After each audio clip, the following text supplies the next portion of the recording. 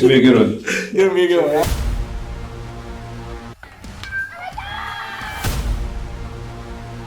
Definitely a different type of process. Cut down or freeze up. Being a coach's son. Jackson, of course, they keep retooling. One stolen base, a hit by pitch. Oh my goodness. Hello everyone, welcome inside the Red Earth Production Studios for this edition of YBMcast, powered by Game 7 Baseball, Game7Baseball.com. Our good buddies getting ready for another season of elementary and middle school baseball. And you know, Coach, I like to call it that because youth baseball is still high school baseball as well, because they're still youths. Youth. So it's just lower than high school. Elementary school, middle school, we got a bunch of kids coming out to play baseball. Looking forward to it. We have our Super 7 series. We're going to be out at the Spring Showdown. We're going to be down at Ballparks of America this year with the Armed Forces Day Classic. We have our Super 7 Invitational 14U only. Looking forward to that. We have 21 teams registered. Cool. Going to see the next group of kids heading into high school. Excited about that one. We got 3 more spots, and I've sent out some invites, so please jump in there. Let's get this one out. Friday, Saturday, Sunday, it's a 4-game minimum. Look, we've got on Friday, we're going to be out there with our cameras. We're doing interviews. We're talking to kids all day long. Saturday, the same thing. We're going to live stream the 14U championship. That will be the semifinals, both semifinals and a championship game on Sunday as well. So if you're not in there, you got 3 spots left. So we're looking forward to seeing you out at the ballpark. But today, we just got back, still running all over the place. Took a sidebar down to the Lake of the Ozarks for the Missouri High School Baseball Coaches Association Clinic. I got all that out in one breath. Boy. And I got Coach P joining us here. We're going to talk a little bit about that. And as always, on the Prime Sports call-in link, Mr. Kevin Moulder from Prep Baseball Report. How you doing, Kevin? Doing great. He made a cameo appearance down there. All of a sudden, I look over and I'm like, hey, there's Kevin. He had an event on Saturday, so it was pretty cool that he showed up for a day and got to slum around a little bit and rub elbows. I love coming to that event. There's something about it too. Like it was a kickoff for me because I literally started up the next day. But it does like give you a boost of energy and kind of reinvigorates and kind of gets you excited. Not that we're not always excited, but just getting all the guys together, talking baseball, hearing some different perspectives, and it's fun. You learn something new all the time at those events. You can never stop learning, and you get that type of group together, and you're bound to come away a better baseball guy from attending something like that. No doubt. You had a list of quality speakers at this event as well. Yeah. That was really good. Yeah. I helped with that, and Brian Harmon, executive director, he and I kind of did that with most of the, it's kind of tough if you get a college guy, which we had 2, Joey Hawkins and his assistant came and talked from Missouri State. Jabari Brown and Jose came from the University of Missouri and spoke. And as far as knowledge goes, I mean, it's out of this world. Sometimes, though, I think it's better to have high school guys so the guys can relate more to doing the same thing that they're doing. If they go through their college practice or their routines and things like that, yeah, can you use some? Yes, but maybe not. Maybe you get to a class 1 or a class 2, and they need more structure as far as fundamentals and mechanics and things like that. So but it's really cool to have those guys around. And Joey even said it too, it's like, yeah, we need to be here every year because, they're getting their brand out there. Sure. We had the biggest amount of coaches we've ever had, like 370, and he gets to meet coaches and maybe, they have a player. You never know, you know.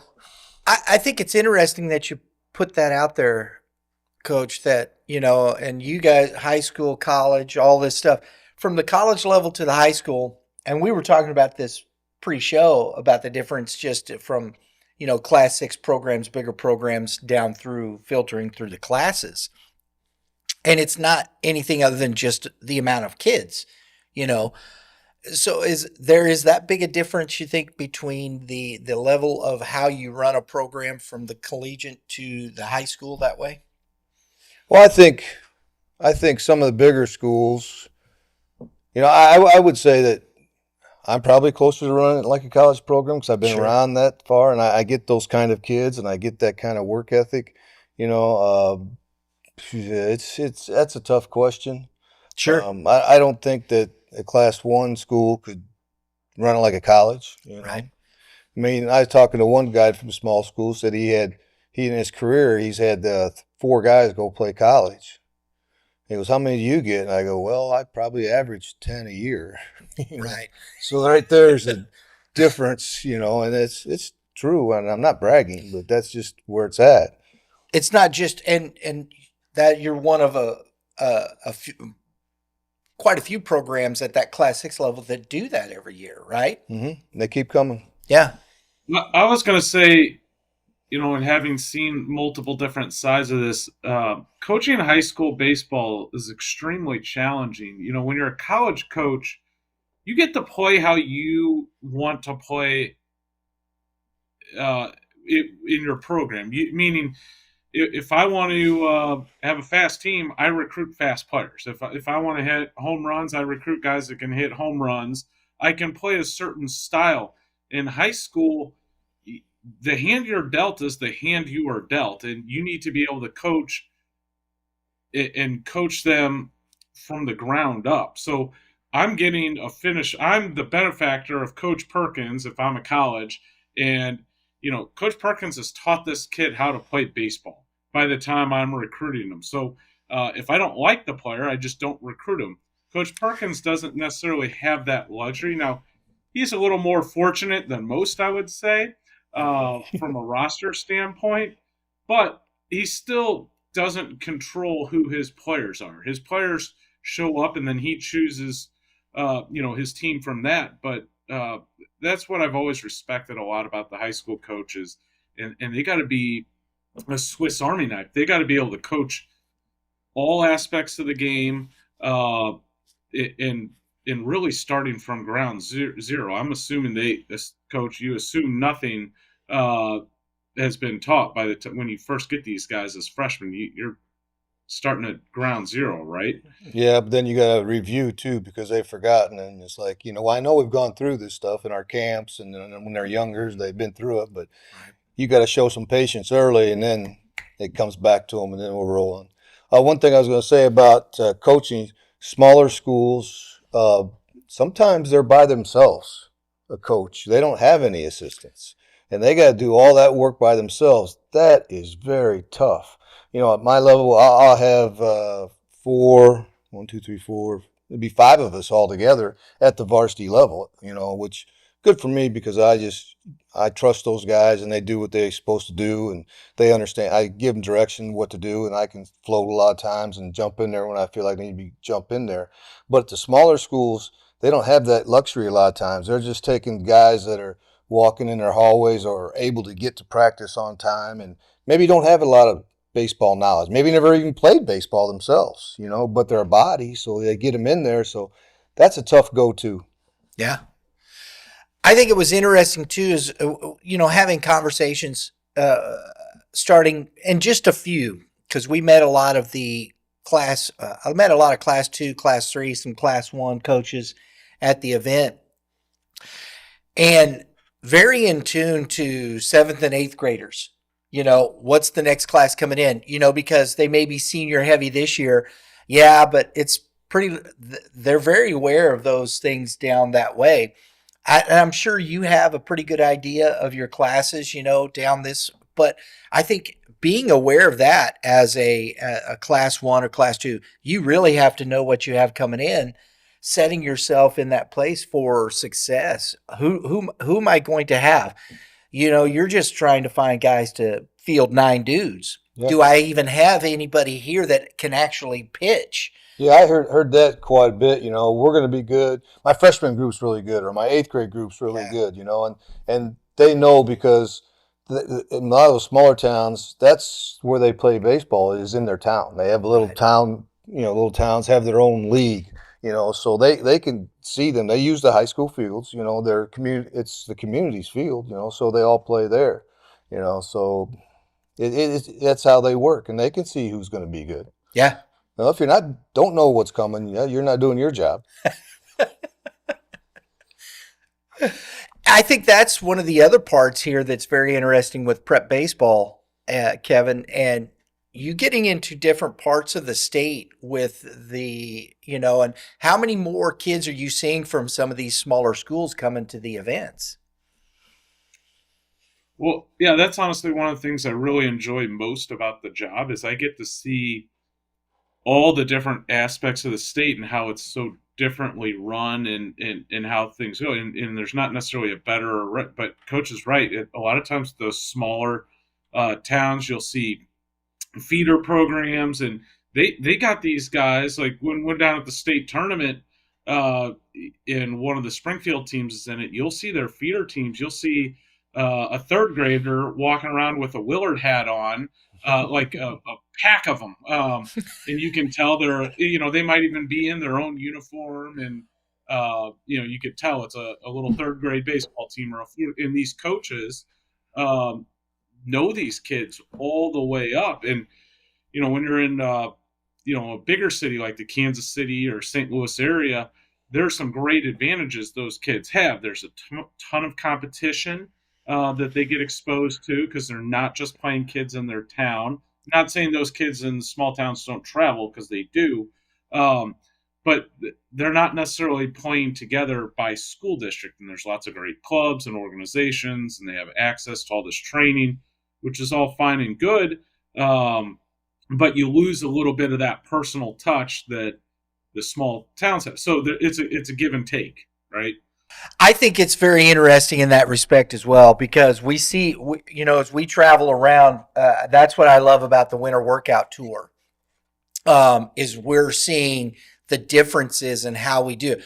Tonight, we're going to, we're heading over to a workout. It's an independent baseball team. One of the few, reached out to me and said, "Hey, how do we get on the show?" I'm like, "Let's go. Let's do it." Right. And I think that's, they're still out there in what you're doing. And I think it's important, we were talking about the camps. You have the summer camps for the elementary schools, and especially for Francis Howell, you have the kids playing at so many different, clubs. And I think it stays pretty, but there's quite a few out here. Yeah, it's important that they come out to the camp, right? Oh, yeah. And I get kids that, I start at 4th grade and go all the way to 12th grade. And, the hardest part is if they don't make the team, and you've seen them come through the camps year after year after year after year and see their development and I'll look at a 4th grader kid and I'll say, that kid's going to be something someday, right? And understand that. And then plus it gives me a little bit of heads up so that I can know what's coming. And no, I remember that kid. Yeah, he won the 40 time or 30 time or 60 time or home to first. I mean, he's fast. The dude can run. I mean, he can help us some way. Does this kid win the bunting competition? He won the bunting competition every year. Dude knows how to bunt. All right, he's got a good chance to make the team. I mean, all these little things go together, and it's a good move on the parents' part to get them into the camps, because they get in front of the coaches and the coaches know who they are, and that's great. I want to say something about Kevin's showcases and stuff. I kind of help him out at Sports Barn sometime, and the amount of guys we were talking about small school guys. Yeah. The big studs from small towns do show up. Okay, but he'll get guys. He had a guy from Texas one year, and he had guys from Chicago. I mean, guys are traveling in from Kansas City to Wentzville, you know, he reaches out and he does get guys from all over the Midwest. And that's a good thing because what he does as far as, you know, getting them on video and getting them out there and seeing that, and people will hit his site and try and get a look at what's going on there. And what he does is really great. I'll say that is one of the more fun parts of the job, or rewarding part, is you'll get some of the small town kids that no one's heard of. In fact, we our Super 60, it's kind of our Super Bowl, our winter event, a national event. We have a kid named Ethan Rogers from Lone Jack, which is located between Warrensburg and Kansas City. So it's kind of, some would call that in the middle of the nowhere. But yeah, Ethan Rogers is a lefty that's up to 92 that can really spin the breaking ball, and now is on some draft radars. And that's a kid that not many people know about. So it is fun. Obviously when a kid's at Francis Howell or Biani or CBC or Liberty North, like, those kids can kind of get famous and well known, but it is fun to see the small town kids blow up, and we've had a great run of them. Caden Bogenpool has turned into a college baseball star. Reese Robinette out down at Kennett. Like, there's Jordan Martin, from Jeff City's, turning into a big name. So it is fun to see the guys from the smaller towns. I want to give a shout out because I was going to do this anyway, and you were talking about small towns, and this is a team that dominates pretty much every year. They just be seen, and that's Oran. I believe it's pronounced not Oran, but Oran, correct? Yeah. Joe Bickings, but they got a kid going to SEMO from that. They are Class 1. They won the state championship last year. Ryan Mills going to SEMO. Rylan Mills. Rylan, yes. excuse me. Yeah, sorry, and I don't know if you just saw that on social media yesterday. I had my first event of the season. I worked out the Missouri Bulls, an organization in the Cape Girardeau area, and Rylan broke the record for exit velocity on the TrackMan. He hit 110.8, which is ridiculous. That's harder than most college teams don't have guys that, or a lot of college teams don't have guys that can hit at 110.8. And the guy's record he broke was Caden Bogenpool's, who was 108.7, who had 20 homers as a freshman. So that's like professional baseball level strong. So yeah, but Rylan is going to be a senior at Oran, and they were the state champions last year. There was some scuttlebutt. They don't know if they're going to be 1A or class go. They might move to Class 2 this year, but time shall tell. Time will tell. We'll know about a week after the season starts. Exactly. There you go. Yeah, that was a. Bringing that, I love that point, Kevin, because that's kind of all you heard. It's just kind of this whisper through the whole clinic is who's going to be where. These guys are on the bubble. Are they going to be Class 6? They're going to be Class 5? Is this one going to be Class 4? I mean, it's, who's on the bubble. And at the heart of that, I love this, man, is Coach McGee. He is a stats bring dude. That up. That dude's a savant. I'm telling you, man. He's got to figure it out. He's going to be the biggest Class 5. And he was worried. They were, thinking they might be going to Class 6. But when we broke up at the clinic and did like our teams to watch, he went to Class 5. So he's got it figured out. I love it, man. Coach McGee's fun to talk to that way. He spoke at the clinic as well. We kind of had a deal where we try and get the state championship coach to speak. Some guys don't like doing that. We had quite a few. We had Hollander from Duchesne come up and worked with Huddle. And that was a really good talk. And McGee talks. Whenever he talks, you're going to learn something. He's pretty much on it, man. Coach D'Amelia, too, from Blair Oaks. Yeah, he's got a lot of energy. Blue Springs coach, Coach McKelly. Tim, he talked, and that was really good. I enjoyed that talk because he's more my size, so I can figure out, You know, I don't have a clubhouse. And he does, you know, so that bothers me. Have to go talk with Mr. Irwin. Oh, I do. I was in his office yesterday. He's a big supporter of baseball, though. I can't badmouth him at all. He helps me a lot. But it was really cool to, you know, you see those guys up there and say, okay, you know, yeah, you had a ride, you had a good run, and you won state, you know, but what's it take to get there? You know, like McGillicuddy's talk was managing a 42 game schedule.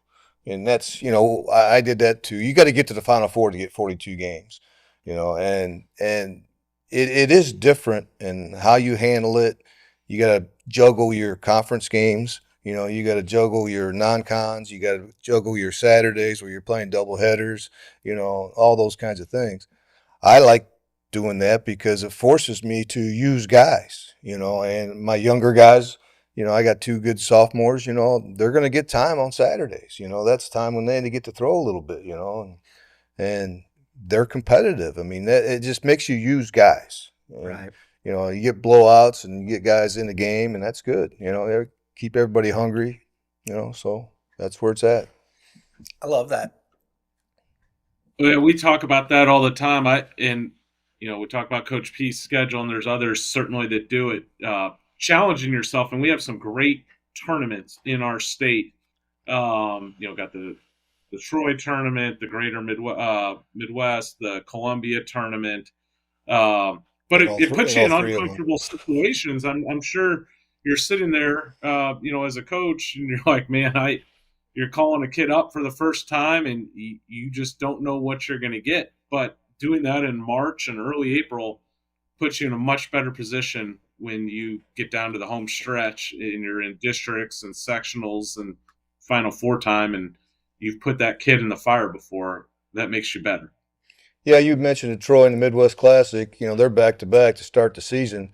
I always tell people, I mean, I got 10 games in before I get any conference game. If I don't know where we are at after 10 games, I'm in trouble. Right. It's basically a spring training, isn't it? Yeah. Yeah. And I think that's and there's other coaches that look at it just like that. You got to have an opportunity. You know, you're going through tryouts, you get to practice and all that and whatnot. But until you're in the games and you're seeing who is performing at the level you need to, and it gives guys opportunities to say, hey, coach, I can be part of this team, right? Mm-hmm. No doubt. I think it's interesting. You know, we're talking this, we're looking at the Hall of Fame awards dinner and whatnot. Coach Howell, we were talking about the Columbia tournament. He's retiring this year, right? Yep, sad thing. He's a good friend of mine. Yeah, I call him the godfather of the mid Missouri people, and it's going to be a different scene. And I got to introduce him. You know, I'm in charge of the Hall of Fame, so I introduced him, and you know, I said that you know we are cut from the same cloth because we will go anywhere, play anybody, anytime, anywhere. You know, and he and I are exactly alike. You know, like we had a 3-team deal on a Saturday. Well, right now it's just Rockbridge and I. It's at Howell this year. We just take turns going back and forth, and usually somebody else jumps in. Nobody wants to jump in. So you know what me and Coach Tower are going to do? We're just going to play a doubleheader, you know, which Right. is, you know, I mean, we might play him.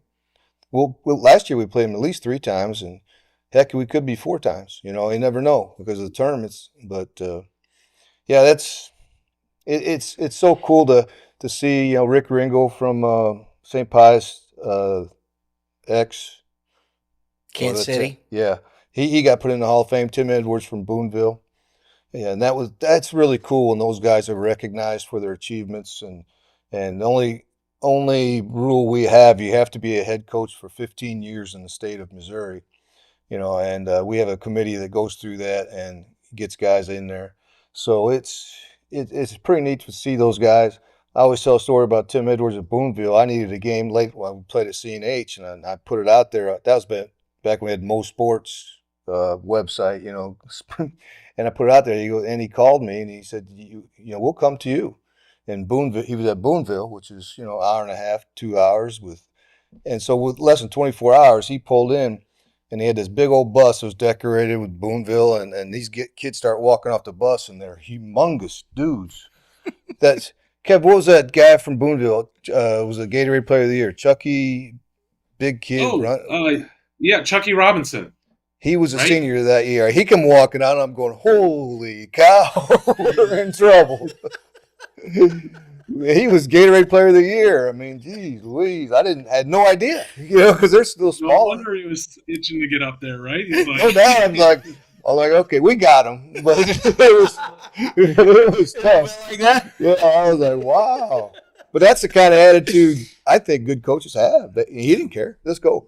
And he made it to the Final Four that year. So did we. That was 2011. I think that was with the group we had that was so good. So yeah. Wow.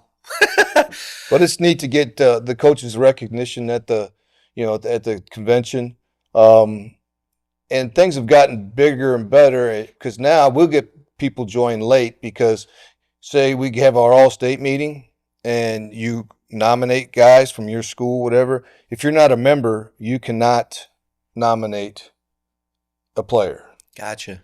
So, I mean, there was a time that rule was not in effect, and I'd show up. I was the only guy from St. Louis, and that was just an impossible job to try and get all the all-state mentioning from all the teams, the 40-plus teams in St. Louis. But now St. Louis guys are more involved, which is great.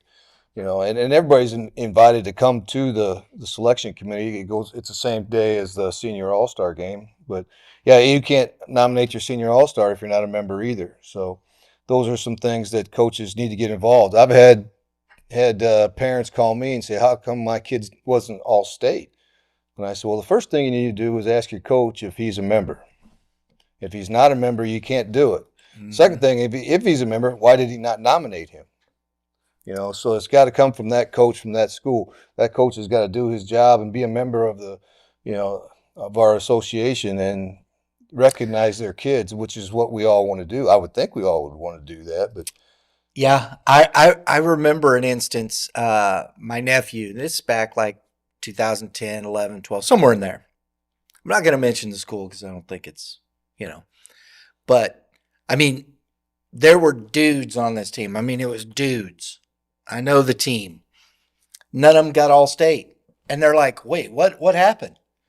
Oh, that's what happened. It's exactly what happened. They found out later their names didn't get submitted. There was a guy 2 years ago that got fired because the superintendent found out that he did not nominate somebody for that, and they fired him. Yeah. That's terrible. It is terrible. I mean, and go ahead, Kevin. I'm sorry. I wasn't going to say anything. Yeah. Oh. I just look at this because this is the recognition. This is part of, and I think this is a lot of the reasons, coaches or the clinic or the association is there to help coaches understand how you bring the state together, recognizing the talent, getting those things all together, everybody kind of going in the same direction on what you're doing and getting the kids the recognition they deserve. Mm-hmm. Correct? No doubt. I mean, I've become friends with, guys on the west side with, Ben Bear and Blue Springs South. And, I had Ray Peck and, I had Blue Springs High and all those guys. I mean, and it all stems from the clinic. Mm-hmm. We're sitting around talking and you get in your little groups and you're talking. And if you don't know the guy, you're introduced to other guys. I mean, I had teams from all over the doggone state forever in the Midwest Classic. And right now, Blue Springs South's the only one that's coming this way. And it's a little tough to get 5 games in 3 days, but I can't do that for like 5 or 6 teams. So, but I had teams from Canada and California and South Dakota. It was kind of nuts. It's fun. Kind of nuts. But we have a lot of coaching awards that go out. I mean, they recognize longevity. They recognize wins.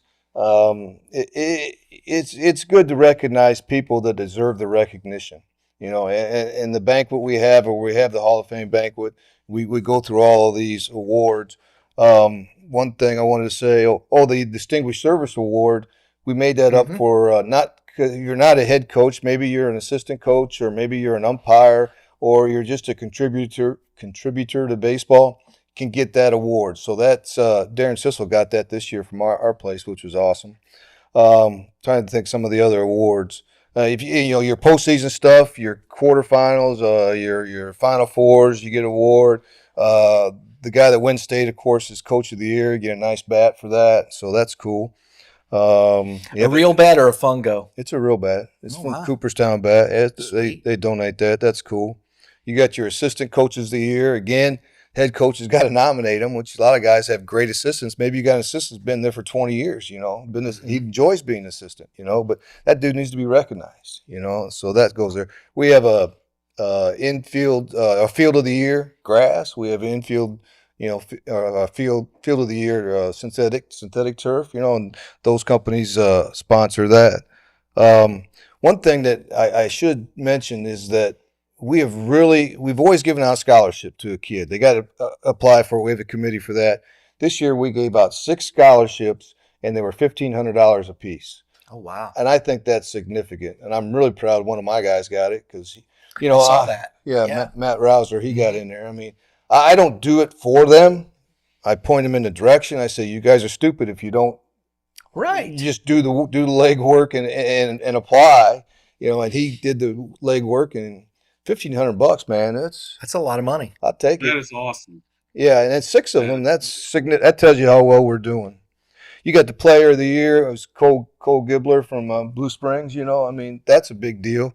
Most time those guys can't come just because they're doing college stuff and or pro stuff. You know, one or the other. It's kind of weird that if you go through our list of players of the year, how many guys do get drafted. So that's pretty cool too. I'm just going through some stuff that we do, but it's just satisfying to see so many people and have people like Brian Harmon and his wife Holly Harmon. They're our executive director now, and they do so much work for us. You know, Bill Seaman and his wife Janet were there with us forever, and he's kind of been the backbone of the association for 30 years, 25 years, 30 years. You know, those guys all help so much. It's unbelievable. Here's a name for you, Kevin.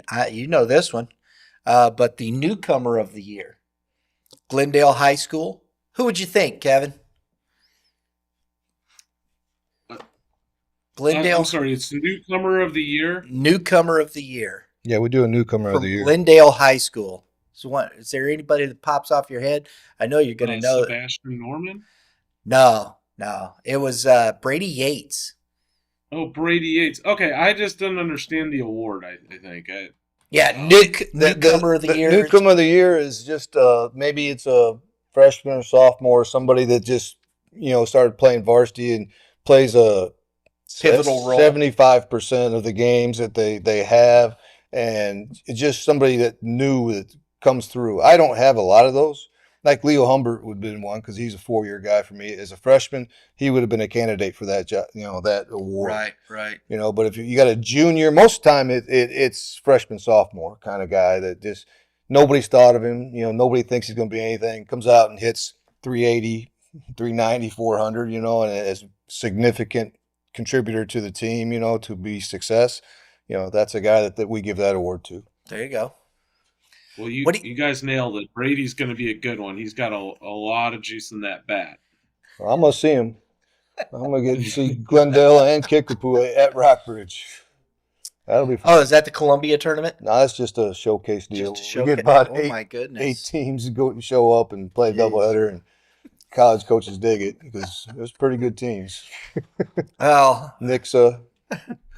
I'm looking forward to this season. I think there's a lot here with the, you know, and as you mentioned, the guys that got in the Hall of Fame, you know, the sponsors, the folks that come out and do this and help you guys. I think that's great. I talked to the guys at the Advanced Turf Solutions. Well, he'll talk to you. They're grass guys. Yeah.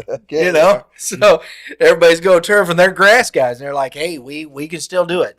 Yeah, I'm in charge of vendors too, but we had 16 vendors, and it was outstanding. I mean, and people are starting to come back. You know, right around the COVID years, it kind of fizzled. You know, there were clinics that we had just 8, you know, vendors, but now people are getting back out, and that's awesome to me. And we did you got to come out and talk to the whole group. The vendors were like in a separate room, which was right next to us, but it was right there. So people did come through and visit the vendors. So in between speakers, I tried to grab the vendors, give them opportunity to get out there and talk for 2 or 3 minutes to the whole group, over 300 coaches at one time, get their attention, maybe put a face on their product, and just be real quick about it. So we did that for those guys. So if you're a vendor out there, you want to get involved, contact me, man. I'll get you hooked up. It was well worth it. It was a lot of fun. And go ahead. I was gonna say, yeah, if you're looking to sell some things, guys, trying to buy baseballs and bats and screens and there's money burning in some pockets, man. Yeah. Well, and there was some technology guys out there as well, which I thought was cool because the game as it's advancing, the stats and the things. There's so many coaches that are involved that really you like to use the technology. And it's advancing and those types of things. So I thought that was cool too, seeing some of that there, Coach. Yeah, they're I got Coach Com. I bought it at the clinic last year, to tell you the truth, from that guy. Yeah. But that's just, communication with the catcher, and that's where it's at. On an experimental side, they might be doing a deal where you can talk to the pitcher, which I don't know that I'll do that either because they got enough stuff going through their noodles. I don't need to be talking to them.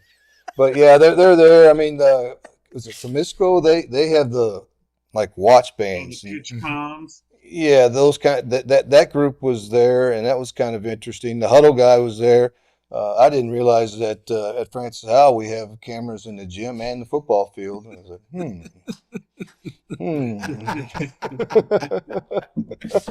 Oh, mercy! It's tough to get bandwidth signal out at your ball field, though, Coach. Yeah, I know it's tougher.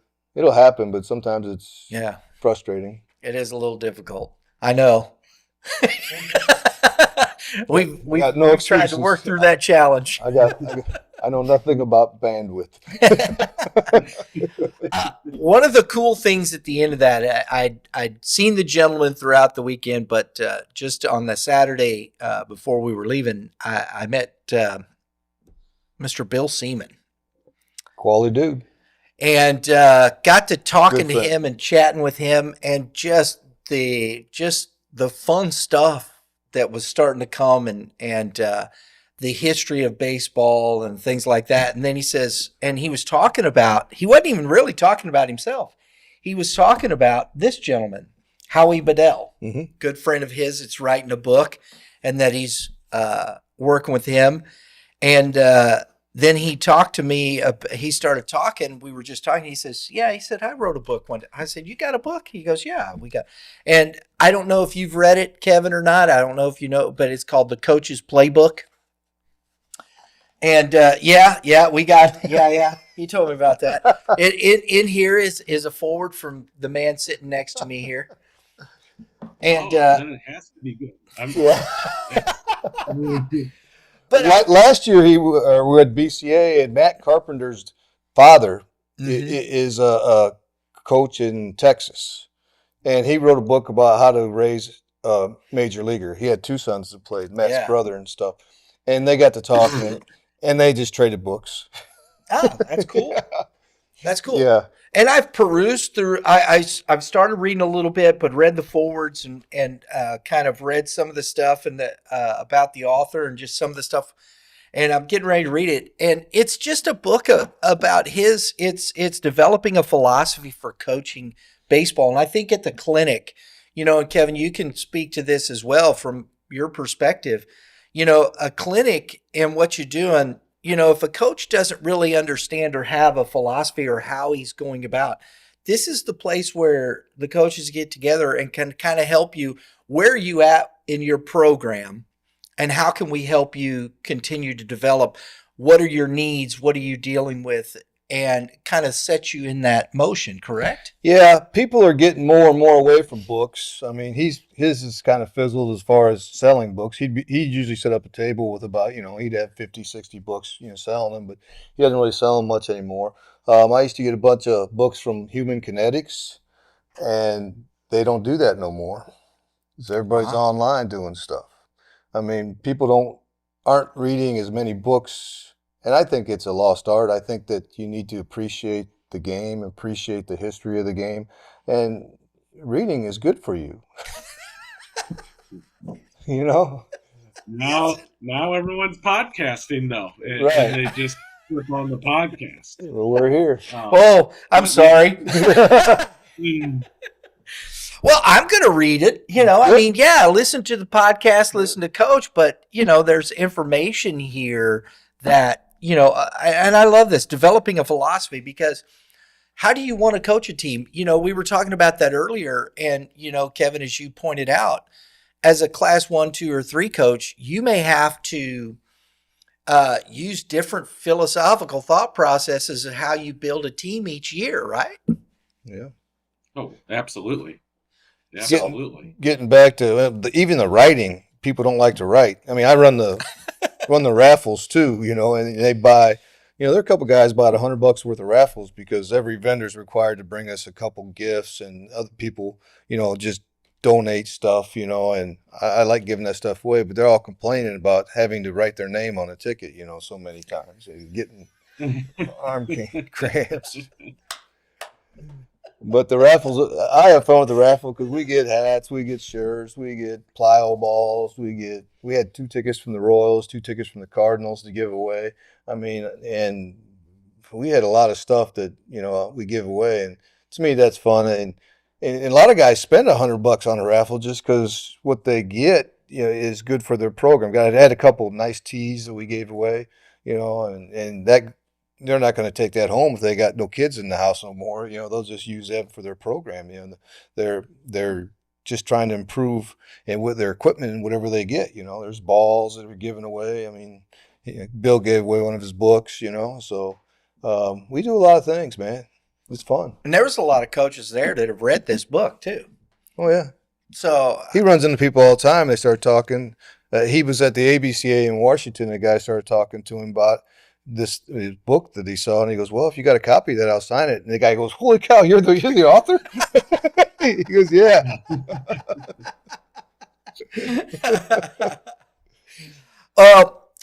It was a good weekend, and it sets up for the season. We're getting ready to push out, baseball, and we're gonna see, who comes out on top.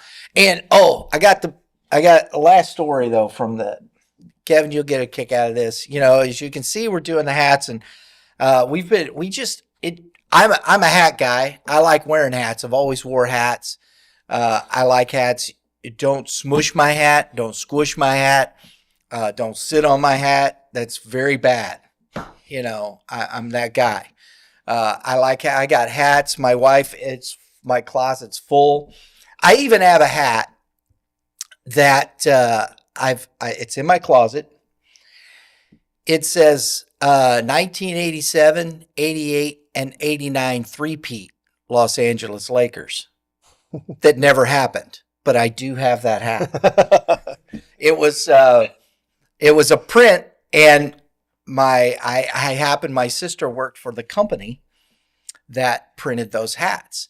And they just destroy them afterwards, and she grabbed a couple. They allowed her to grab a couple, and she gave one to me and my dad. I have that hat still today. It never happened, but I've got it. It was wishful thinking. You picked up some hats this weekend, too. Yes. And right there, Coach Bivens from Knob Noster, we'd communicated a little bit, and he's got some players we were talking about. He's got some guys. I think his team's going to be good. Josh Hagel's a young man that's went on to State Fair College from his program. He's got some kids at his program. I think they're going to be a tough team to beat in Class 4. That central part of the state in Class 4 is really good. It's really good. And they're part of that. And the hats were all out on the table, and I said, yeah, heck yeah, we'd love to have a hat from you. He took it right off his head. That's right off Coach Bivens' head. Threw it down on the counter, said, here's a brand new one. You can have it. I was like, man, I love that guy already right there. So we're going to get Coach Bivens on the show too, talk about a little Knob Noster baseball. But I thought good stuff. Shout out. Same with Coach Goff. He did the same thing. Shouting out to them. Come on. I know it's rivalry. He's another good friend. But Coach Goff, he took it right off his melon and threw it on the desk too. So I was like, I appreciate you, It's his Coach. last year as well. He's retiring. I know, right? There's a lot of guys Sad. this year coming. We had Dave Wilson last year and Ryan Stiegel, retire. And Wilson was at the banquet. He showed up. did he? Mhm. Very good. Tao had 3 tables worth of people. So he had 30 people there for him. Oh, It wow. was cool. That is neat. It shows you how much he's respected. Absolutely. So another group, it'll be interesting to see. But hey, you know what? There'll be that next group. We'll see who comes in, takes over, growth, and that next crop of coaches, man. Yep. Absolutely. As always, folks, we appreciate you joining in, watching the podcast. We do appreciate it. Please hit the subscribe button right down there. We got some good stuff coming up. Mr. Moulder will be back with us. We're going to be talking. We got preseason rankings coming up. It's a little too early for Mr. Moulder, but it's not too early for me and YBM. We're ready to go. I keep pushing him, and he's like, nah, man, I haven't seen it all yet. I like to be informed. Well, I'm going to get grilled one way or the other. I want to at least be educated on what I'm putting out there. I want to thank you for promoting our coaches association because you reach out to a lot of people and helps us too. I Thank you love for it. that. This is cool stuff. And another thing too, because through Justin Rogers and Coach Perkins, Justin's the president right now. yeah, they made mention of us to the All-Star committee. Yeah, cool. That's right. And I was yeah, going to bring that up. and Coach Dave Hicks reached out to me and he said, we're going to vote on it, and you guys voted on. We're going to be live streaming the All-Star games, Class 1 and 2, Class 3 and 4, and Class 5 and 6 All-Star games from Southern Boone High School in Nashville, Missouri, in June. So I'm excited for that. I was really pleased Oh, that that's they. fun. I'm looking forward to it. And, promoting these kids, I mean, that's the biggest thing. I didn't know there was an all-star game till last year. I didn't. And to me, that's the thing, as we're growing the game and the sport, that's part of it, is getting that information out to people to watch these. I mean, these are premier That's players. also the day too that we do our all-state selection meetings. Like when Class 1 and 2 are playing, 5 and 6 might be doing their all-state stuff, and it rotates through all day. So you're knocking 2 things out, and we're always looking for volunteers to coach. I've coached in it numerous times just because I just hang around a lot. So you need Kevin to coach, right? Sure, come on, Kev. He's like, wait, Brian, wait. You won't let me back in there. We don't get too many college guys, to tell you the truth, because most of those guys are committed already. Playing. Yeah. Yeah. So and they can't play. We did have who was the pitcher from Blue Springs South? I don't know. Tommy Lepore? The draft Oh, a couple years Well, ago. you meant players. I thought you meant college coaches. Players. Yeah. There was also a guy from Winfield a few years ago that showed up and had not been committed, and all of a sudden the big dog showed up, and I'm looking around going, what am I missing here? They go, that guy right there. He ended up in Nebraska. oh man. Lefty pitcher from Winfield. There you Cool. go. Yeah. So we're looking forward to that. I appreciate the coaches considering us for that, and we're looking forward to promoting it and being out there for that big event. That's huge for us. I'm excited about it. It's good. Finishing up the high school season. Yeah, we'll have to get Kevin out there though. Maybe he'll come out and call the game with us and all that kind What's of stuff. the date on that? Do you have it? I think it's second weekend in June. I can't remember the date, but I think that's what it is, somewhere in there. It's probably the week after the Final Fours. Yeah. Final Four. Yeah. So Great. looking forward to it, guys. Again, thanks. Appreciate it. All you coaches out there, please let us know if you want. We appreciate you being part of the conversation. We got our previews coming up, our GAC coaches preview. We got some other stuff coming up. I know we're going to have Coach McElliott. We're looking forward to have it. We got Coach DuPont already. My Coach D'Amelia is scheduled to come on. We're going to have a bunch of coaches from around the state coming on talking about their teams, and I'm excited for that. So make sure you hit that dinger next to it. It's not a home run. It's a notification bell. It gets you notifications for upcoming episodes such as this. So we're excited about that. Thanks to these two guys, as always, Coach. Always a pleasure. Yes, sir. Mr. Moulder, enjoy where are you headed to, bro? I'm down in Springfield this weekend. So looking forward to checking out some of those boys, and then hit it pretty hard here in the St. Louis area after that. Very good. You're going to have to bring that back to us next week, talking about what's going on down there in Springfield. Oh, yeah. They usually don't disappoint. There's been some good ones coming out of there recently, so I know it'll be more of the same. So have a good report for you next week. Sweet. Hey, speaking of that, we had a great conversation with Caden Cloud when we were down there a couple weekends ago. Make sure you go check out that player spotlight. It was great. And not to mention, don't forget about the Willard guys. We had 4 Willard guys. Matt Angel was there with us. I can't remember all their names, so I'm not going to try to. Sorry, guys. It's the gray hair. It's sucking my brain power, Coach. I know. Everybody have a great day in the Lord. Coach, give the hitters some advice. Hit it where they ain't. There you go. Kevin, what about some pitchers? Keep throwing strikes. I like it. We'll see y'all next time.